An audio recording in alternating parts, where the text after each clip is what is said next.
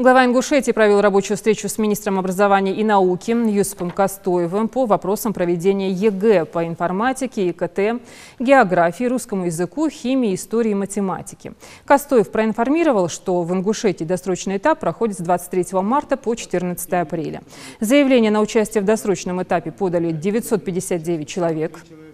Минобром Ингушетии установлено тесное взаимодействие со структурами всех уровней, осуществляющих организационное, техническое и информационное обеспечение ЕГЭ.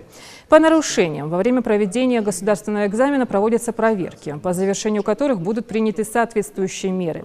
Глава Ингушетии считает, что для недопущения подобных фактов необходимо ответственно подходить к подбору наблюдателей. Любые попытки нарушения правил проведения госэкзамена должны пресекаться на месте. С педагогами у меня после проведения досрочного этапа будет разбирательство, в том числе у нас есть сомнения, Юзбек Георгиевич, по поводу того, что некоторые организаторы, даже буквально видя, что человек переписывает, у него телефон есть, не обращали внимания. Эти педагоги после досрочного этапа я вызываю директоров с этими учителями, с места работы даже они будут уволены. Я не говорю там увольнять, но отстранить от исполнения обязанностей до разбирательства, да, чтобы все это увидели. Если вы этого не сделали в первый день, то значит следующий ЕГЭ будет такая же картина. После экзамена?